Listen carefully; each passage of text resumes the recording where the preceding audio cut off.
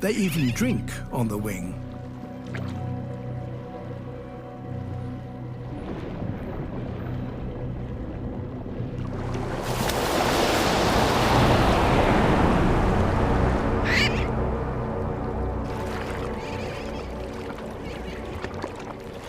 If the Trevally are to catch one now, they have to up their game.